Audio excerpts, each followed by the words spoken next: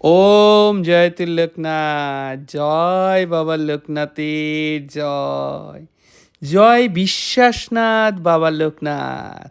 দাদা, আমার নাম বুবাই চক্রবর্তী। আমার সাথে একটি ঘটনা ঘটেছে বাবা লোকনাথকে কেন্দ্র করে, যেটা আমি আজকে আপনাকে জানাচ্ছি। দাদা, আমি একজন বেসরকারি চাকরিজীবী মানুষ। আমার চাকরির প্রোফাইল হলো, আমার তো চাকরি সূত্রে আমার এই দিক সেই দিক যেতে হয়। আচ্ছা আচ্ছা, নর্মাল আমার মান্থলি করাই থাকে, কিন্তু সেই দিন আমি তাড়াহুড়াবশত মান্থলিটা আনতে ভুলে গিয়েছিলাম। আচ্ছা, মানে রেল স্টেশনের ব্যাপার।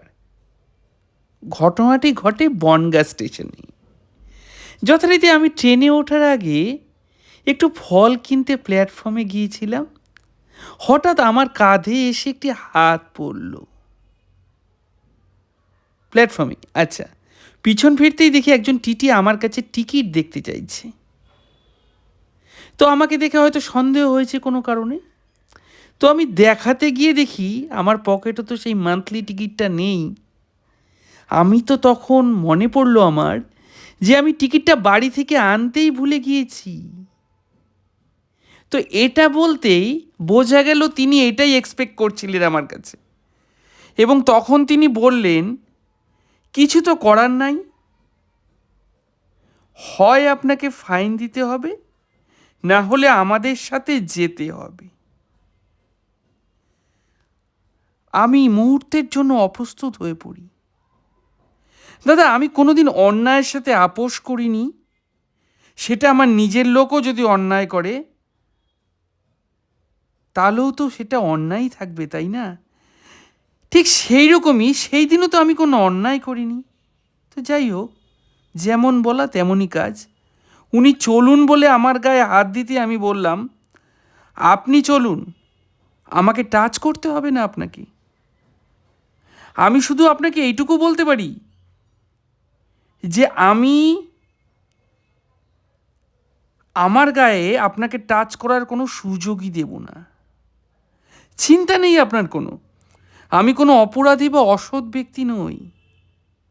এরপর উনি সামনে যাচ্ছেন, আমি ওনার পেছন পেছন যাচ্ছি, কিন্তু উনি সন্দেহবশত বারবার পেছন ঘুরে আমার দিকে তাকাচ্ছে।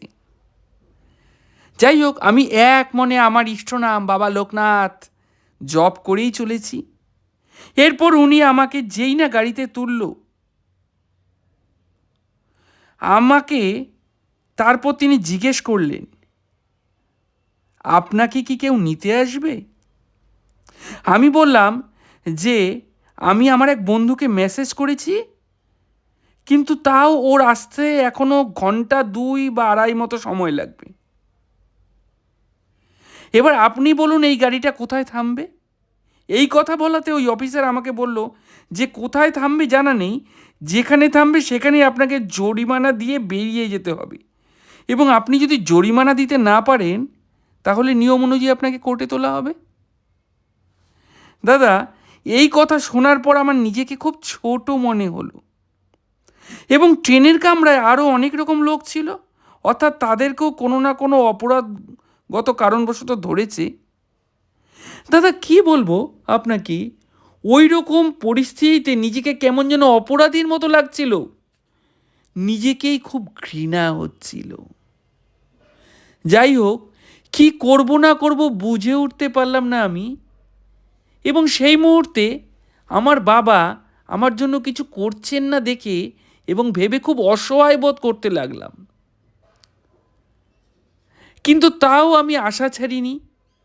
ট্রেনের সিটে বসে তখনই আমি আবার বাবা লোকনাথকে স্মরণ করলাম, এবং স্মরণ করতে করতে এতটাই গভীরভাবে মগ্ন হয়ে গিয়েছিলাম যে আমি এক প্রকার ভুলেই গিয়েছিলাম আমি কোথায় বসে আছি। এইরকম করে বেশ কিছু মুহূর্ত বা সময় কেটে গিয়েছিল। এরপর ঘটে সেই অলৌকিক ঘটনা, যা আমার কাছে চিরস্মরণীয় হয়ে থাকবে। দাদা, গাড়িটা বনগাঁ থেকে স্টার্ট নিয়েছিল সাধারণত চেতনা গাড়ি কোথাও থামে না, কিন্তু অলৌকিকভাবে একটা তীব্র ঝাঁকুনিতে গাড়িটা থেমে গেল। আর সেই তীব্র ঝাঁকুনিতেই আমার হুঁশ ফিরল। আমি অবাক হয়ে দেখলাম গাড়িটা থেমে গেছে এবং বাইরে তাকাতেই স্টেশনটা দেখলাম সংহতি।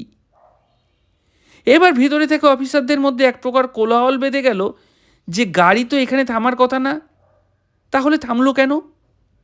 এর মধ্যেই ঘটে গেল সেই ঘটনা যা আমার মনের মণিকোঠায় চিরদিন সঞ্চিত হয়ে থাকবে। প্ল্যাটফর্ম থেকে দৌড়ে আসা এক ছেলে আমার সামনে এসে দাঁড়ালো এবং গভীর উচ্চকণ্ঠে আমার কাছে আমার মোবাইলটা চাইলো। বলল, আপনার মোবাইলটা দিন তো।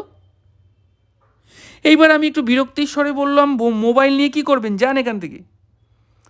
এইবার ভিতরে থাকা টিটি অফিসার ওনার আর আমার সামনে আসতেই সেই অজ্ঞাত ব্যক্তিটি বলল, আমি ওনাকে উদ্ধার করতে এসেছি। ঠিক এই ভাষাটাই তিনি ব্যবহার করলেন, জানেন দাদা, উদ্ধার করতে এসেছি। এরপর টিটিকে সেই অজ্ঞাত ব্যক্তিটি আমার জরিমানাটা দিল। তখন সেই টিটি আমার দিকে তাকে এসে বলল, ঈশ্বর আপনার সঙ্গে আছেন। এরপর সে অজ্ঞাত পরিচয় ছেলেটি আমাকে স্টেশনের প্ল্যাটফর্মের কিছু দূরে নিয়ে গেল এবং তার বাড়িতে নিয়ে গেল। এরপর তাকে ধন্যবাদ জানিয়ে আমি একটা সময় চলে এলাম। এর 3 দিন পর আবার সেইখানে, মানে সেই সংহতি স্টেশনে গেছি তাকে ধন্যবাদ জানাতে, কিন্তু কিছুতেই তাকে বা তার বাড়ির গলি অনেক খোঁজার পরেও খুঁজে পেলাম না। কি অদ্ভুত ঘটনা ঘটলো আমার সঙ্গে, আমি অবাক হয়ে গেলাম। এবং সেই সঙ্গেই আমার প্রিয় বাবার সেই অভয়বাণী মনে পড়ল, রণে বনে জলে জঙ্গলে যে যখনই বিপদে পড়বে আমায় স্মরণ করিও, আমি তোমাদের রক্ষা করব। এই কথাটা যে কতটা সত্যি আমি সেদিন বুঝতে পারলাম। তো দাদা, এই ছিল আমার সেই ঘটনা যা আমার সঙ্গে ঘটে গেছে। ভালো লাগলে আপনি শেয়ার করবেন। জয় বাবা লোকনাথের জয়। ওম জয় তুই লোকনাথ, জয় বিশ্বাসনাথ বাবা লোকনাথের জয়।